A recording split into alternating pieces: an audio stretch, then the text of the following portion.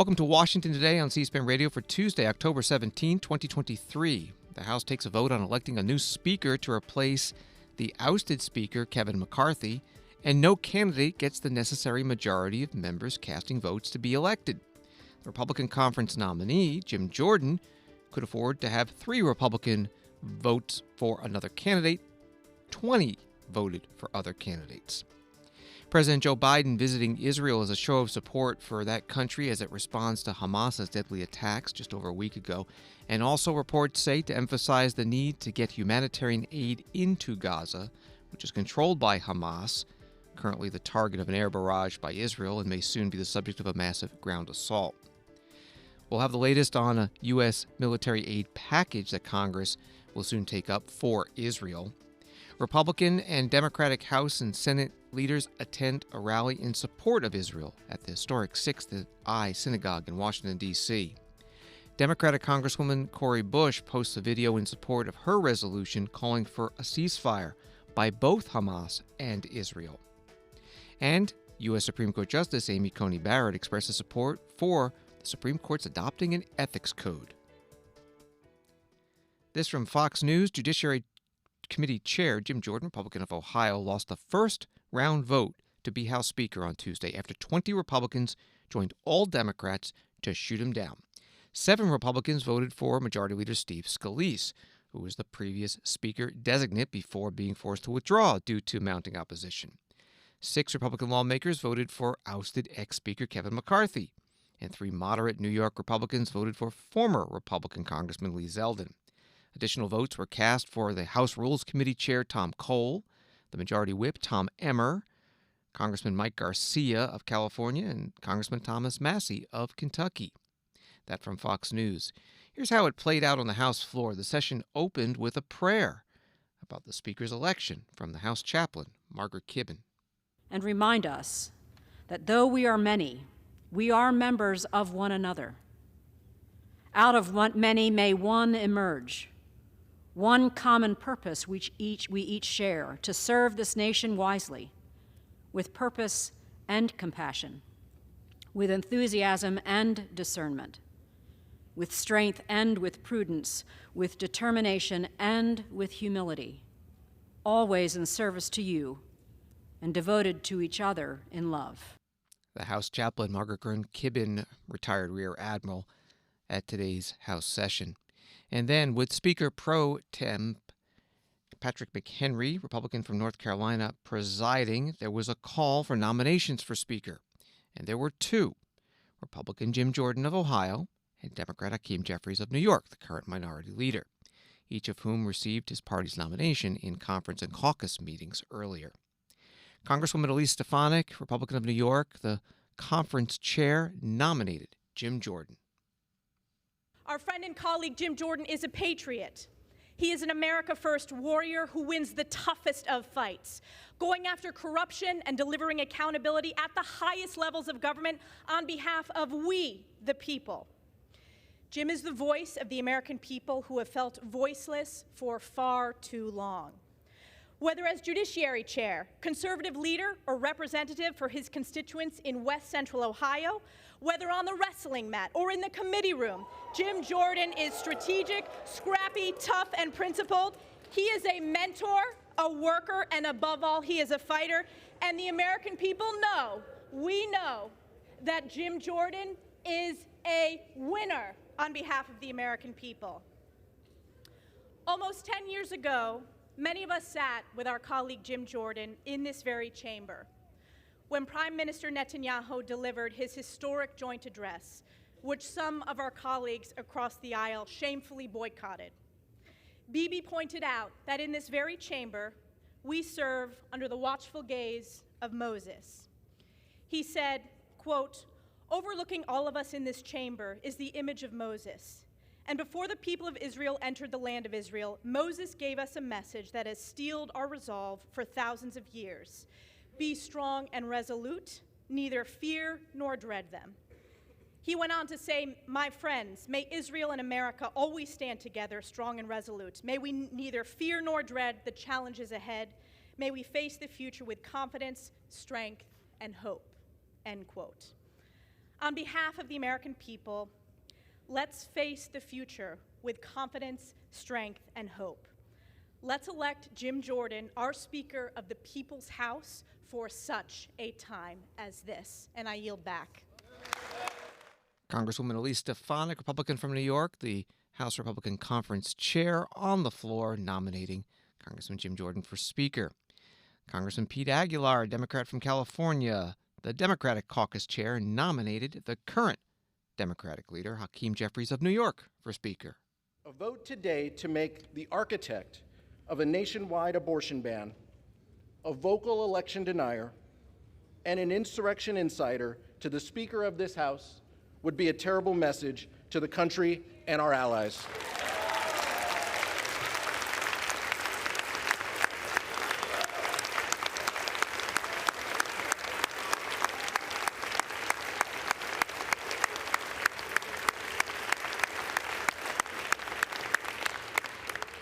Mr. Speaker, it would send an even more troubling message to our enemies, that the very people who would seek to undermine democracy are rewarded with positions of immense power.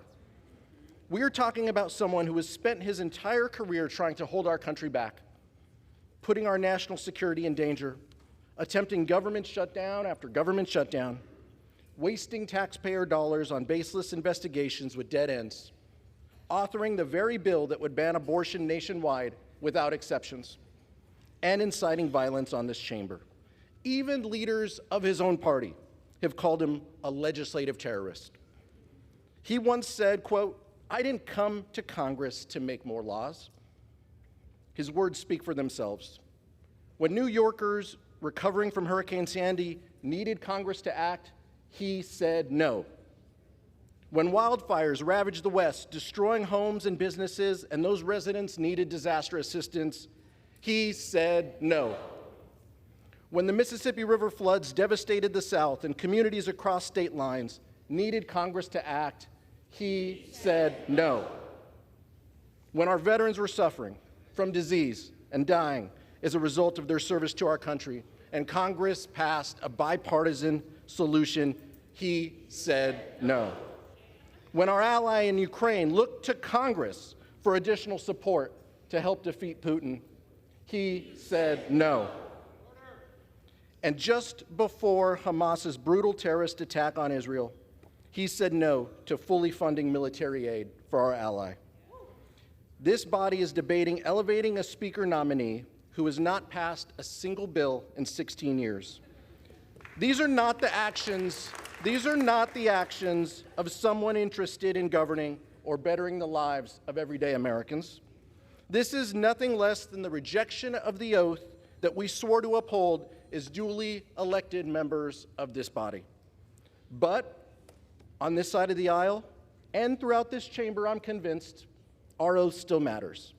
To fulfill our obligations to the American people, we have no choice today but to vote for a leader of both character and conviction. When the Congress first began, we proudly stood next to him as our leader and made a promise to every American. House Democrats would work to find common ground on the issues that matter most to the American people whenever possible. That we would stand up to extremism whenever necessary. Only Hakeem Jeffries can be trusted to keep his word. Only Hakeem Jeffries can lead us out of the chaos and towards a path of governance.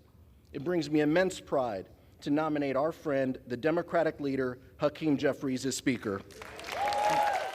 Congressman Pete Aguilar, Democrat from California, the caucus chair, speaking in favor of Hakeem Jeffries to be Speaker and against the Republican nominee, Jim Jordan. After the nominations, there was a roll call vote by the House reading clerk of each member of Congress's name. The member stood and said by last name who she or he would vote for. When that was over, the House reading clerk and the 4 House members who were appointed tellers, 2 Democrats and 2 Republicans, made sure all their vote totals matched, and then the Speaker pro tem, Patrick McHenry, in the Speaker's chair, announced the result. The tellers agree in their tallies that the total number of votes cast is 432, of which the Honorable Jim Jordan of the state of Ohio has received 200 votes. The Honorable Hakeem Jeffries of the state of New York has received 212 votes.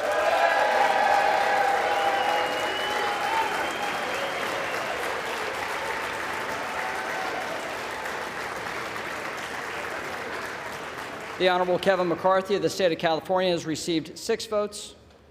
Lee Zeldin of the state of New York has received 3. The Honorable Steve Scalise of the state of Louisiana has received 7. The Honorable Mike Garcia of the state of California has received 1. The Honorable Tom Emmer of the state of Minnesota has received 1. The Honorable Tom Cole of the state of Oklahoma has received 1. The Honorable Thomas Massey of the state of Kentucky has received 1. No person having received a majority of the whole number of votes cast by surname, a speaker has not been elected. Pursuant to Clause 12A of Rule 1, the chair declares the House in recess subject to the call of the chair. Speaker Pro Tem Patrick McHenry in the Speaker's chair today. NBC News points out this round of votes marks the 16th time in history that the U.S. House has needed multiple ballots to elect a speaker. We spoke to NBC News senior congressional reporter Scott Wong about what may happen next. You were reading some of the tweets from Olivia Beavers and myself. Very similar reporting. I just spoke to a Jim Jordan backer downstairs just a few minutes ago who said that they know personally 5 to 6 members, Republicans, who had just cast their ballot for Jim Jordan, but on the second ballot now will vote for somebody else. That does not bode well for Jim Jordan. He wants to shrink the number of defectors.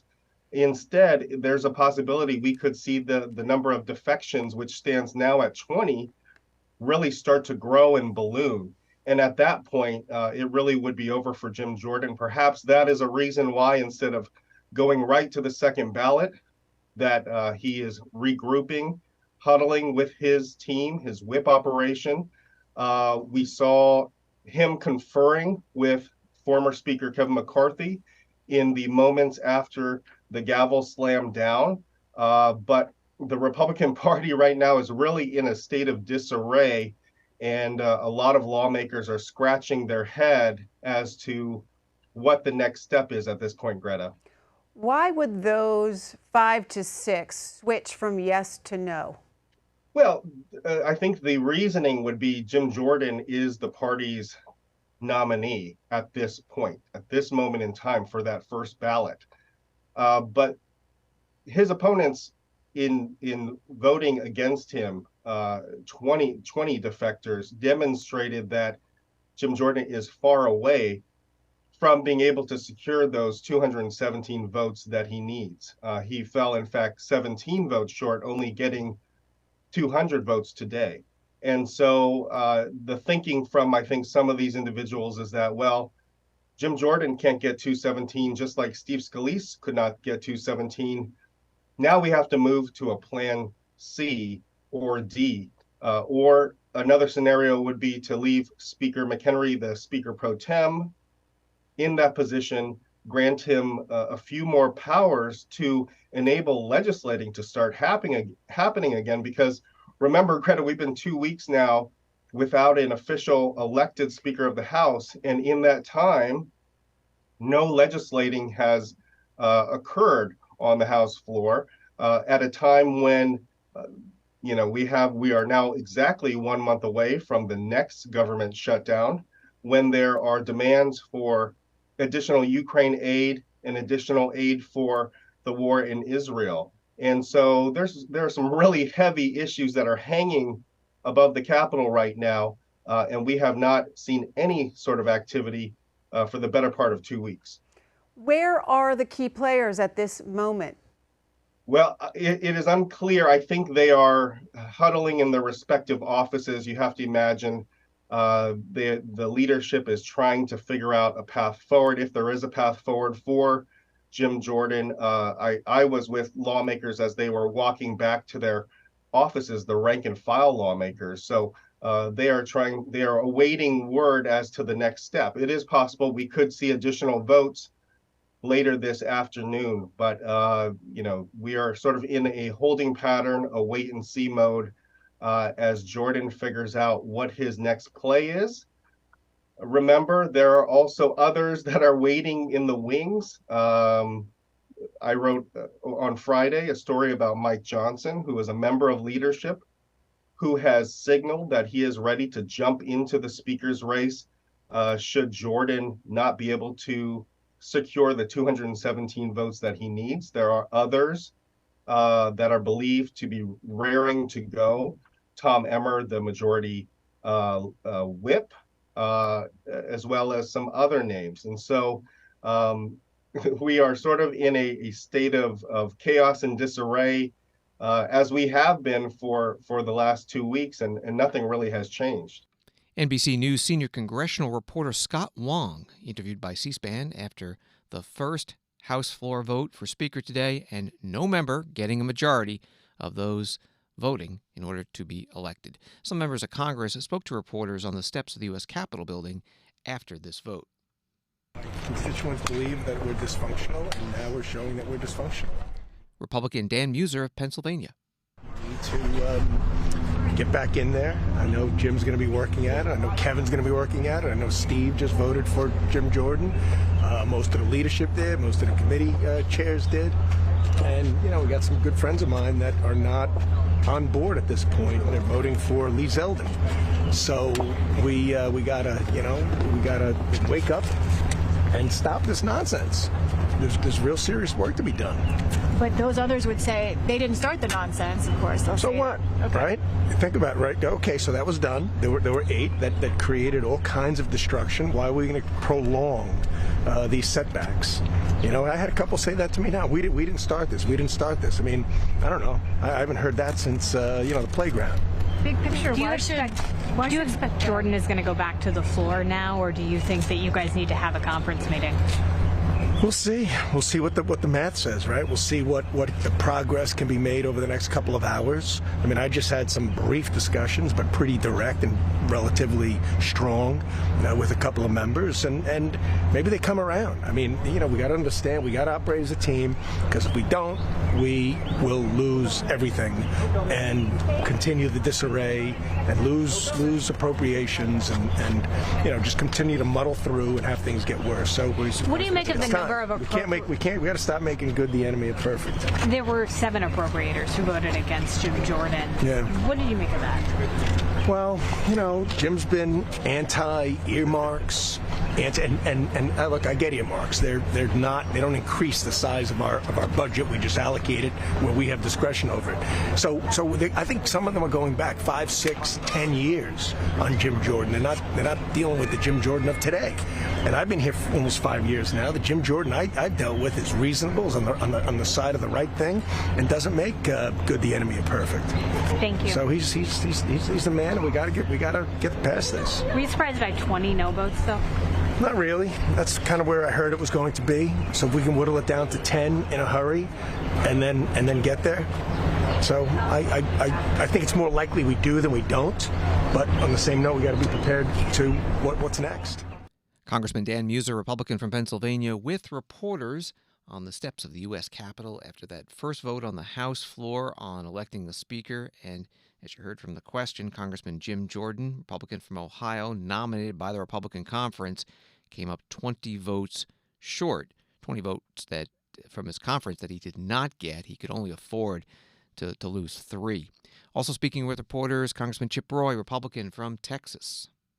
Are you surprised to see 20 holdouts on Mr. Jordan? Well, I mean, the way I look at it is Jim got 200 votes for Speaker of the House, and if you had asked somebody that about 4 years ago, people would have looked at you and laughed. I think at the end of the day, we're in a position where now people can, they're out there. Their constituents will let them know whether they're for them or against them. That's true for all of us. We all have to look at our constituents in the eye and tell them why we do something. So we'll see what happens over the course of the day. I expect we'll probably go back to the well at some point today. Do you think that some of those folks will flip, though, before the day's out? Not very, I don't enjoy being in the prediction business. What I know is we all have to go listen to our constituents, so we'll see what happens. Do you expect him to offer anything to folks? Do you think this is a policy or rules-based disagreement here? I mean, you'd have to talk to Jim about that. I mean, I think my perspective is Jim's standing up for the American people against this town, basically, and saying we need to change this place. So, people aren't looking for him to be, cutting deals. I think getting people to understand how you approach things, that's a different thing, right? I mean, how you approach the spending process, how you approach the CR appropriation fight, how you approach Ukraine funding, how you approach the border. I mean, I think explaining those things makes sense, but, deal cutting, no. You don't think 16 votes is insurmountable? Nothing's insurmountable, right? I mean, it's a matter of working with people, trying to figure out what you can do. How many rounds should he go before you find a different nominee? I mean, that's up to him. I mean, I'd certainly go for a while to go through the process. I mean, look, we had some debates. This is fairly open that we were trying to make some changes in the conference to see if we can go through some cycles there. The conference said they didn't want to do that, so now here we are, right? So we'll see where it goes. How do you unify the party? I think very much so, and I think you're seeing that there. I mean, there's a lot of people there that if I'd ask you again 2 years ago, 4 years ago, this individual's going to vote for Jim Jordan for Speaker, you might have said, no, I'm not sure about that. Jim's done a lot of work uniting the conference, and we're a pretty united conference on most of the issues and what we want to see get done. So we just got to work through this process. But how do you change the votes of lawmakers who aren't opposed to Jordan because of policy, just because it's Jim Jordan and the faction of the... I mean, you'd have to ask them and say, well, why do you oppose Jim Jordan? Like, give me your reasons for why you're voting no, right? I mean, is it just because you're angry? That's not a message. I mean, so, go to the American people and explain your vote. Explain who you're for. I look forward to all of my colleagues doing that, and we'll see that unfold over time. Thanks, guys. Congressman Chip Roy, Republican from Texas, with reporters on the steps of the U.S. Capitol building after today's first House floor vote on electing a new speaker to replace Kevin McCarthy, Republican from California, who was ousted a couple of weeks ago.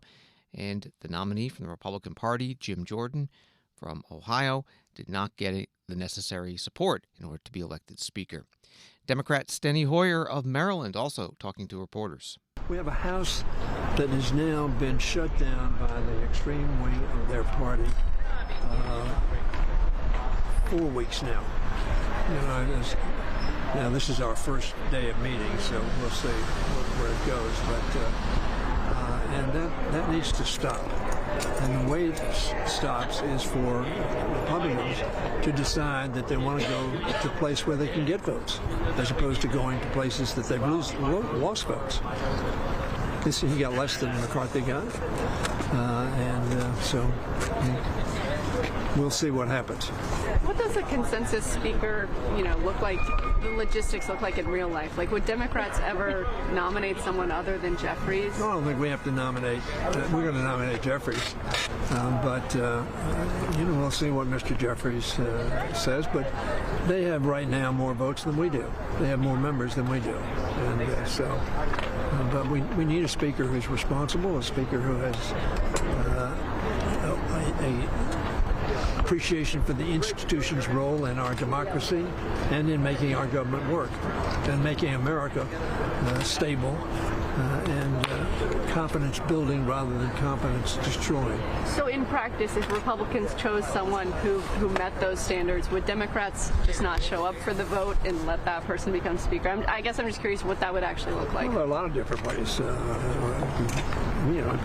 One option is we vote for a speaker that we think will be responsible and effective. We have an acting speaker that I think wants to be responsible. So there are a lot of options available to us. But would you support giving McHenry more power? That's one option. I'm not going to choose my options at this point in time, but I want to choose an option that has the House of Representatives working on behalf of the American people and providing some stability in our country and in providing the aid that Ukraine needs to fight despotism and destruction and international criminal law breaking, and our friends in Israel the same. And I think most members want the House to be working. I think most Republicans do, and all the Democrats do.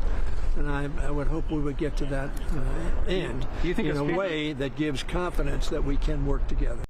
Congressman Steny Hoyer, Democrat from Maryland, a former majority leader, speaking to reporters on the steps of the U.S. Capitol. after the first House vote to elect a speaker and no candidate getting the necessary majority to win. Reporters caught up with the Republican nominee for Speaker, Jim Jordan, in the U.S. Capitol hallway late this afternoon. He said that he expected more votes on the House floor. How many rounds do you think this speaker vote's going to take? We need to get a speaker as soon as possible to get to work with the American people. Any concerns you've heard from members about tactics used to win your vote? No. Are you going back to the floor today? But that's the plan. When do you think the next vote will be, sir? Congressman Jim Jordan, Republican from Ohio, with reporters as he was walking and talking. That video posted by CNN. And later, we heard that there would be no further votes expected for a speaker on the House floor this Tuesday, and that the House will be meeting on Wednesday at 11 a.m. Eastern. And the first order of business would be a quorum call establishing that the members are present, and then they would proceed to a second ballot for the election of Speaker. As always, gavel-to-gavel coverage of the House on C-SPAN television, and we will cover the Speaker's race on the House floor here on C-SPAN Radio. Former President Donald Trump endorsed Congressman Jordan for Speaker a couple of weeks ago when Jim Jordan was running against Congressman Steve Scalise for the House Republican Conference nomination. The first time around, Steve Scalise beat Jim Jordan for the nomination, but that never went to the full House for a vote when it became clear that Steve Scalise could not get an absolute majority of House members to be elected Speaker. And then the conference met again, and Jim Jordan got the nomination, this time beating Congressman Austin Scott of Georgia, and today lost the first vote on the House floor. Donald Trump, also a 2024 Republican presidential candidate, before today's House floor vote, expressed support again for Jim Jordan for Speaker. Mr. President, did you call for the Speaker this weekend for Jim Jordan? I think Jim will be Speaker of the House. He's a fantastic young man. He's pretty young still, and he's very strong. He has very proper opinions about our country. He loves our country. He wants to see it do well, and I think he's going to be confirmed sometime soon. As you know, many people have now supported him. 24 hours ago, they were supporting somebody else. There seems to be great unification. I think Jim Jordan will be a great speaker. I think I think he's going to have the vote soon, if not today, over the next day or two. And I think he'll end up being a great speaker. Former President Donald Trump, Republican presidential candidate. He was speaking today outside the courtroom in New York City. There wasn't a microphone in front of him. That's why it was a little hard to hear. He was there attending the civil fraud trial brought by a lawsuit from New York Attorney General Letitia James, $250 million sought. Axios reports that Donald Trump's planned appearance was originally set to coincide with the testimony by his former personal lawyer, Michael D. Cohen. But Michael Cohen, scheduled to begin his testimony as early as Tuesday, delayed it due to a pre-existing medical condition. He said he plans to testify at the earliest opportunity. The Axios article says that Michael Cohen testified to Congress in 2019 that Donald Trump inflated the value of his assets, which is at the core of the civil fraud trial. Donald Trump, in his remarks today, denying that those charges are true. Donald Trump also responding today to the limited gag order imposed in another trial he's facing. That is the criminal trial on allegations he illegally attempted to reverse his loss in the 2020 presidential election. The judge in that case, U.S. District Judge Tanya Chutkan, yesterday said that all parties in the case, Donald Trump included, are prohibited from publicly targeting special counsel Jack Smith, his staff, or her staff, the judge's staff, or any other court personnel, or the families of all those individuals, and from making statements about witnesses in the case. The Washington Post writes that Donald Trump can argue that this prosecution is politically motivated, the judge said, but he cannot disparage the prosecutor by calling him a thug or vilify and implicitly encourage violence against public servants who are simply doing their jobs. Here is Donald Trump again today in New York City. And I have other trials were being railroaded. You saw yesterday where they take away my right to speak. I won't be able to speak like I'm speaking to you. And I'm not saying anything wrong. I'm saying the truth. I won't be able to do this with that trial because the judge, which of course we're appealing, because the judge said basically I don't have a right to speak. And I'm the number one candidate leading the Republicans by 55 or 60 points. That should be over. And leading Joe Biden and I'm being restricted. My speech has been taken away from me. I'm a candidate that's running for office, and I'm not allowed to speak. This is a railroading that's all coming out of the Department of Justice. It's all set up by Biden and his thugs that he's surrounded with to try and sneak out an election victory that he's not entitled to win because he's been the worst president in the history of our country. Former President Donald Trump at the courthouse in New York City. Washington Today continues in a moment. When citizens are truly informed, our republic thrives. Get informed straight from the source on C-SPAN. Unfiltered, unbiased, word for word. From the nation's capital to wherever you are. Because the opinion that matters the most is your own. This is what democracy looks like. C-SPAN, powered by cable.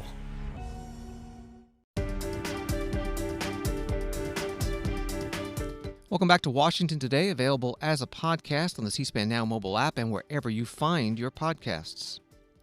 This story from Reuters: U.S. President Joe Biden leaves on Tuesday on a whirlwind trip to Israel and Jordan to get an update on Israel's war aims in its looming battle with Hamas militants and stress the need to get humanitarian assistance to Gaza civilians.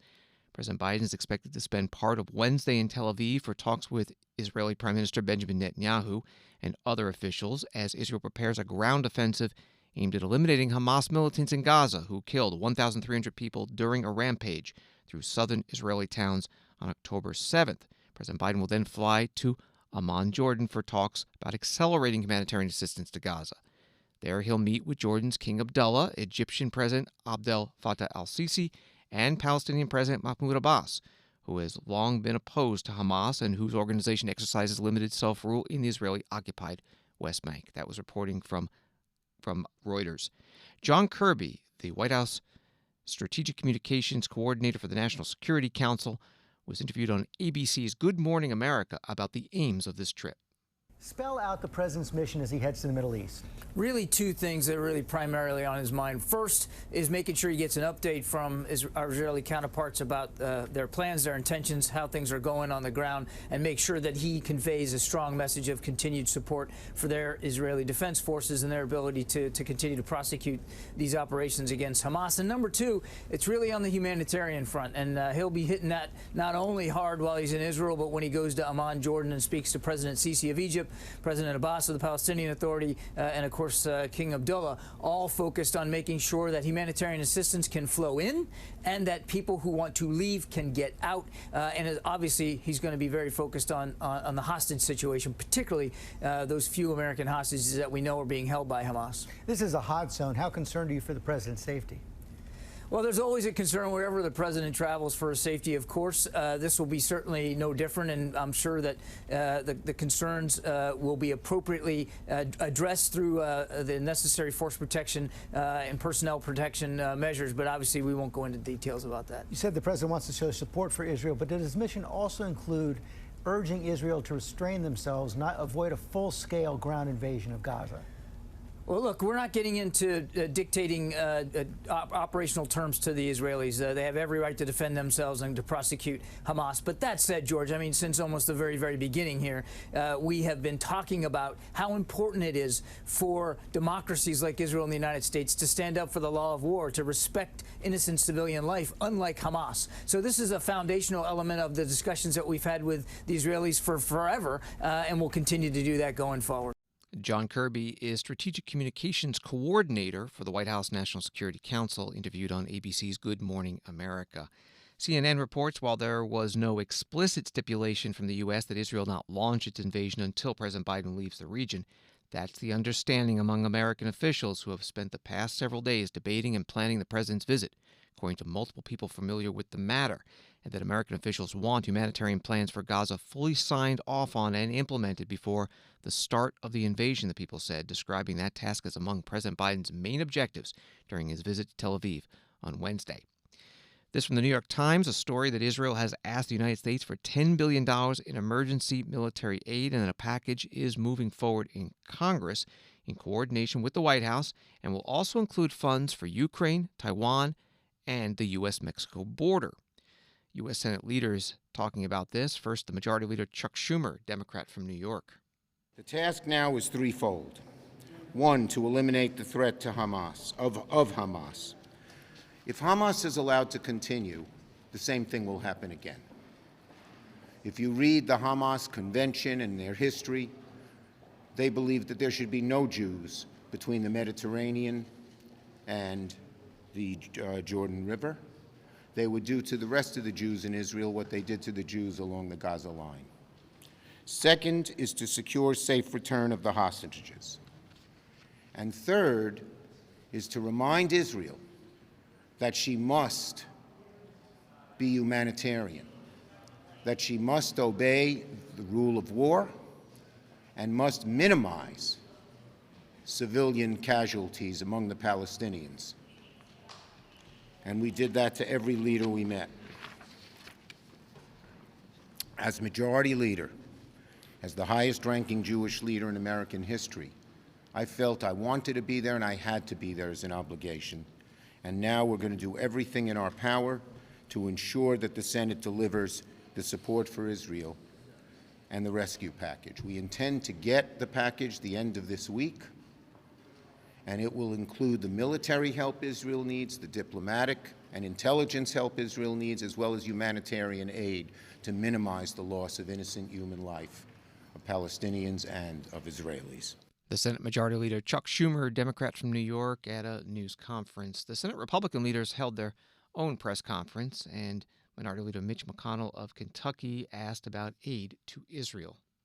Do you worry that including Ukraine in this Israel package could compromise the Israel portion given the opposition to Ukraine among the House Republicans? Well, I think we have to address the problem that I outlined at the beginning. The most recent attack in Israel is part of a broader concern developed during the Ukraine war. Basically, the democracies of the world are all on the same side. You see the South Koreans, the Japanese, the Taiwanese concerned about Ukraine. The Prime Minister of Japan said at one point, if you want to send President Xi a message, beat Putin in Ukraine. This is all interconnected. You've got the North Koreans, the Iranians, the Russians, and the Chinese, sort of, on the same side against the democratic world. So there's a connection between all of this, and I'm not surprised, frankly, that the administration seems to be inclined to send up a broad package. And as my colleagues have pointed out, the border part of it needs to be credible, not just some reference to it, but a credible dealing with the problem that Senator Daines just pointed out.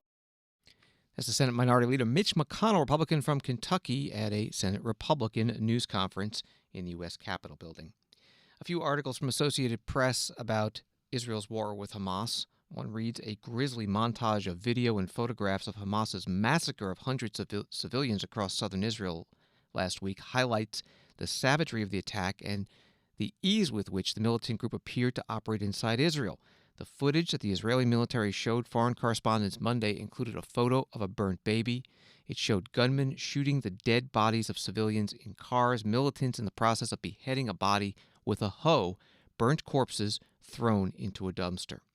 Another article, Israel bombed areas of southern Gaza where it had told Palestinians to flee to ahead of an expected ground invasion, killing dozens of people on Tuesday. And attacks, it says, are targeted at Hamas militants that rule the besieged territory, with no water, fuel, or food being delivered to Gaza since Hamas's brutal attack on Israel last week. Mediators struggled to break a deadlock over delivering supplies to increasingly desperate civilians, aid groups, and hospitals. Again, that from Associated Press. This morning in Washington at the historic Sixth Eye Synagogue, congressional leaders and Biden administration officials joined Jewish organization leaders in support of Israel. It was hosted by the Conference of Major American Jewish Organizations. Here's one of the speakers, the U.S. House Minority Leader Hakeem Jeffries, Democrat from New York.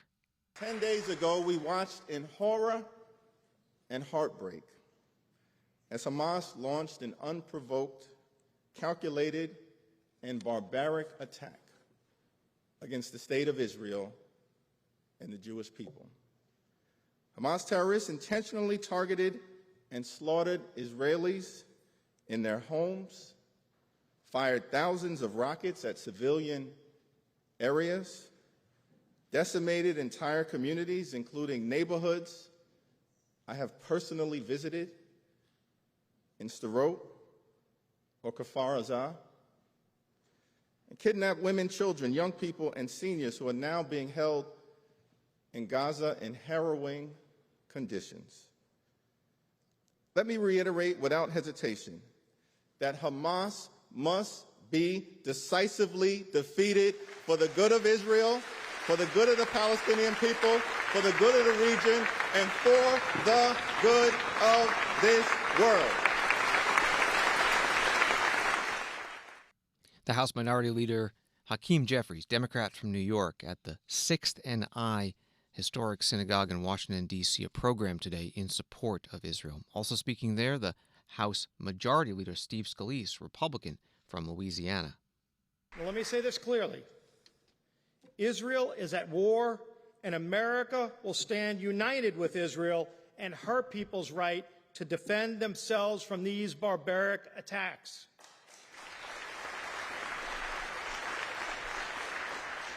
We've seen the numbers. Over 1,400 people barbarically murdered, thousands more injured, hostages being held in Gaza, Americans included in those numbers. I've had some of my own colleagues going over to Israel just last week to help get people out. We all know people that are trying to help evacuate people. We've seen over 6,000 rockets fired at Israel. This war will not be easy. The Iran-backed Hamas terrorists who committed these atrocities spent not just weeks, but probably years planning this attack. Their attack struck deliberately at the most vulnerable. Young people at a music festival, elderly people, children, reports of beheadings, disabled. Israel holds itself to a higher standard. There can be no equivalence between the pure evil of Hamas and Israel's effort to defend itself against terror. The House Majority Leader Steve Scalise, Republican from Louisiana. New poll from Rasmussen reports, this at their website, by a 26-point margin, more voters think the relationship between the United States and Israel has worsened under President Joe Biden. The latest Rasmussen Reports national telephone and online survey finds that 43% of likely U.S. voters believe America's relations with Israel have gotten worse since President Biden took office, virtually unchanged since July, while just 17% think the U.S.-Israel relationship has gotten better. 29% say U.S.-Israel relations are about the same. 11% are not sure. More from the Sixth Eye Synagogue program today in Washington. Elia Benjamin is Deputy Israeli Ambassador to the United States. Hamas is a barbaric terrorist organization worse than ISIS that incites violence and attacks civilians and takes its own people hostage. Since Saturday, Simchat Torah, October 7th, Hamas has fired and is continuing to fire over 6,900 rockets as of this morning into Israel, targeting homes, hospitals, and cities all across the country. Hamas fires these rockets from densely populated areas and buildings, including from within under schools, hospitals, and mosques, putting innocent civilians and children at risk. Israel continues to offer evacuation routes amid the consistent warnings to civilians about incoming rocket attacks. Israel is working hard to get innocent people out of harm's way, while Hamas is working hard to put people in harm's way. Hamas has been actively preventing its own population from leaving portions of the Gaza Strip. Indeed, Hamas is using its own Palestinian population as human shields. Let's be clear. Hamas terrorists are not freedom fighters who act to represent the aspirations and ambitions of the Palestinian people. Their fundamental goal is to annihilate the state of Israel and kill every Jewish man, woman, and child. My friends, Israel is at war. Israel did not choose to start this war, but Israel will end it. As we respond, the IDF, one of the world's most moral militaries, will act in accordance with international law and ethics. But make no mistake, like every other nation in the world, Israel has the right, and in fact a duty, to defend its citizens against the brutality of terrorism. We will ensure the Hamas war machine is eliminated. And to do that, we will not and we shall not apologize.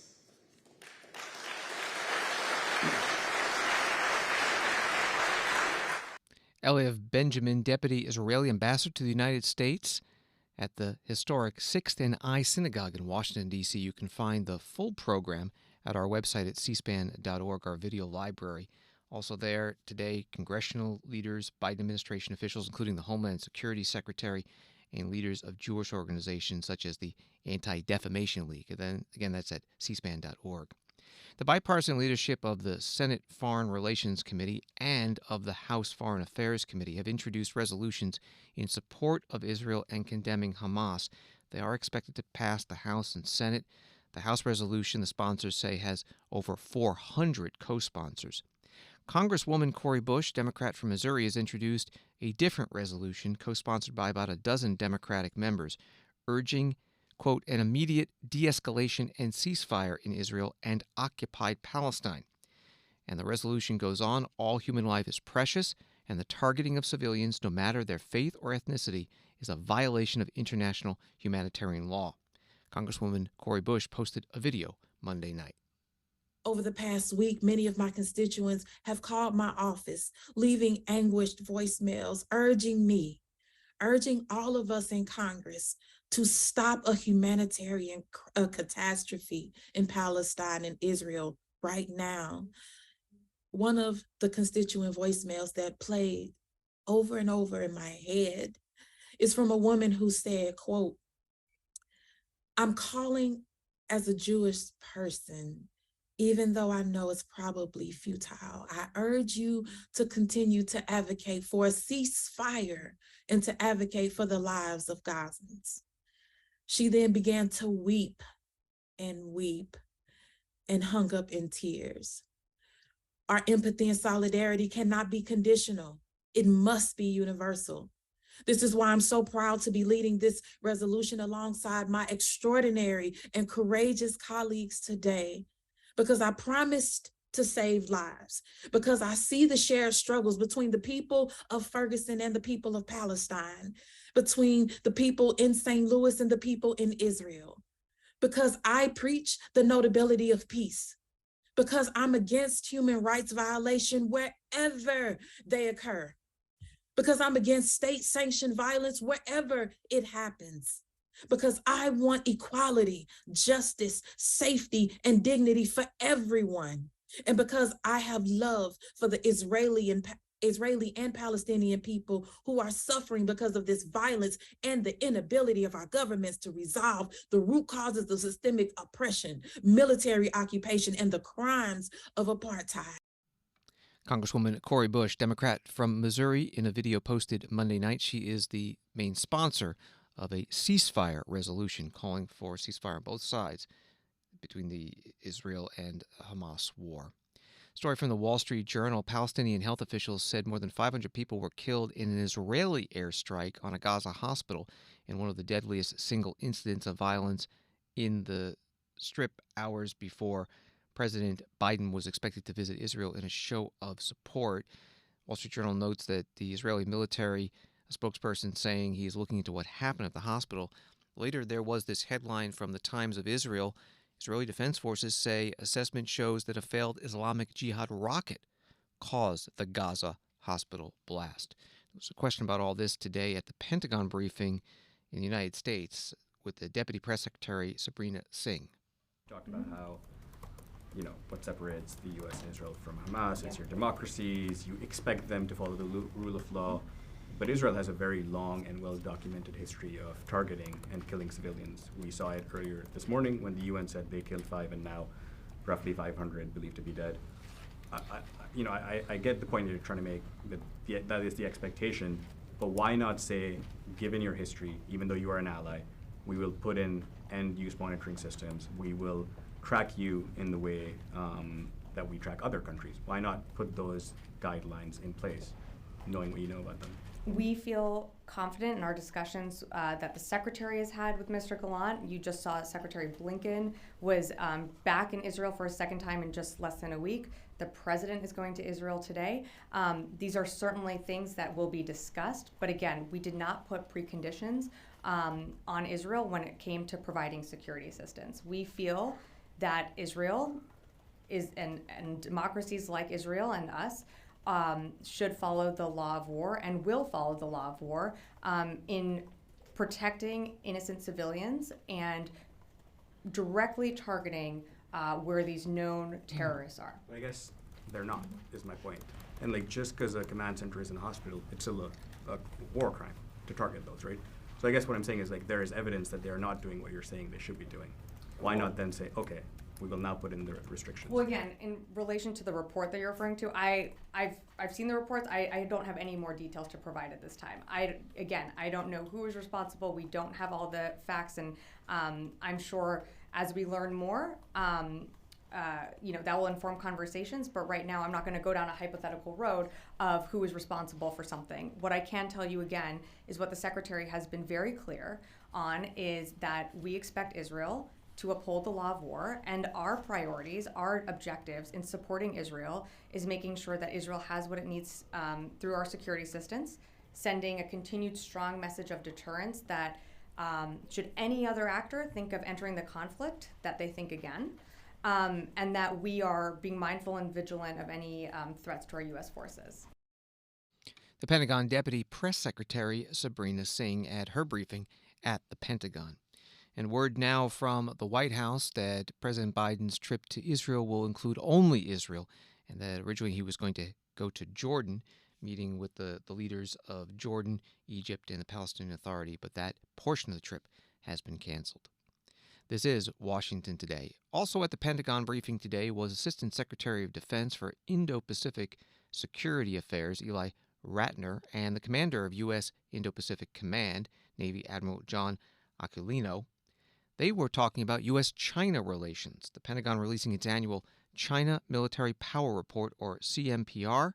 Assistant Secretary Ratner says this report shows that China is using increasingly aggressive behavior against U.S. surveillance.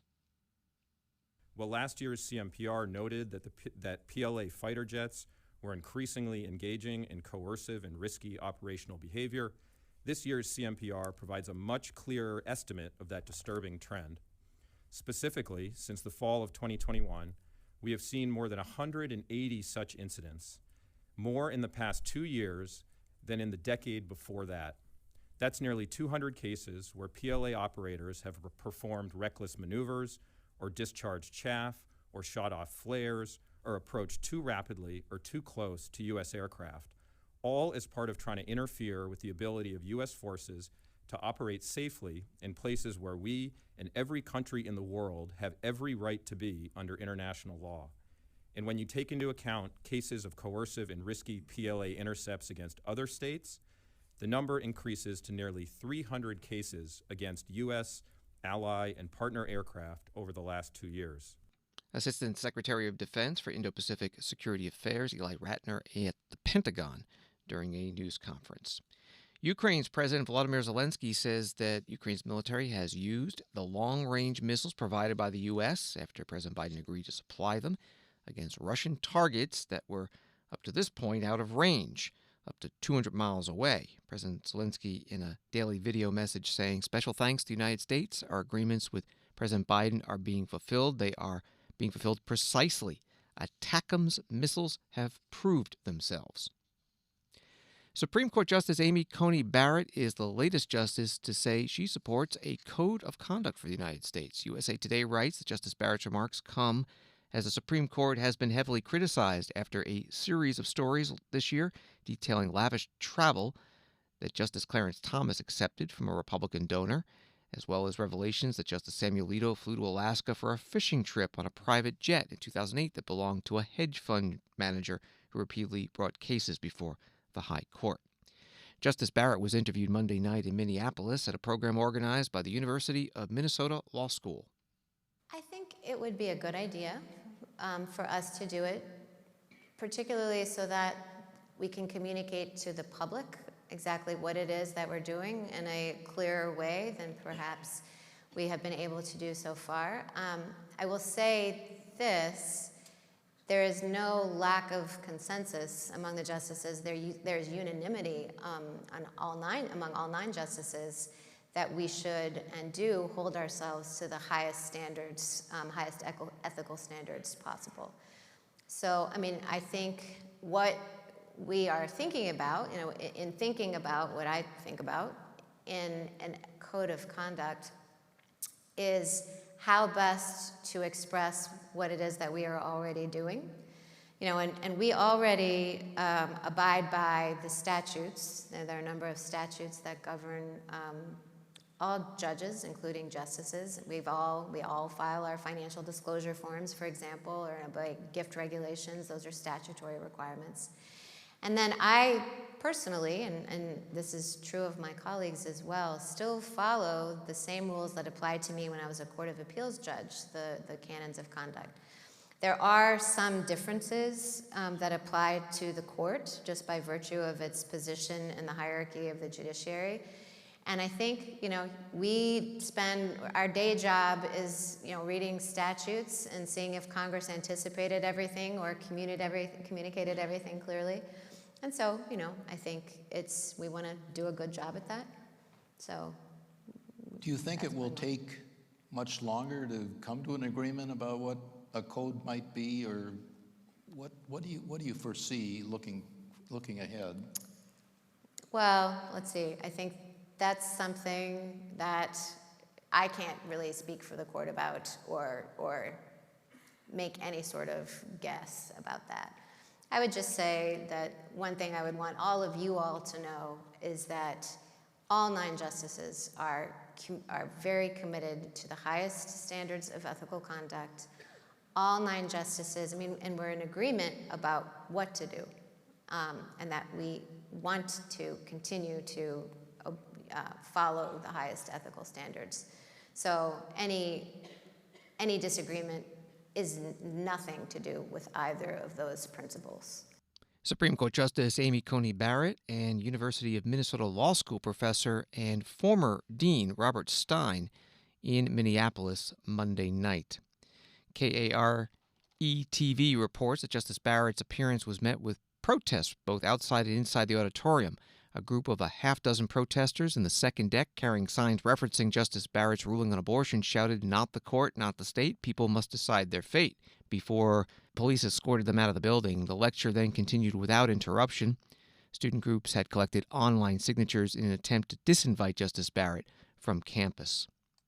Thanks for listening to Washington Today. Sign up for C-SPAN's free evening newsletter, Word for Word, to get the stories making headlines emailed to you every day. Subscribe at cspan.org/connect. Have a good night.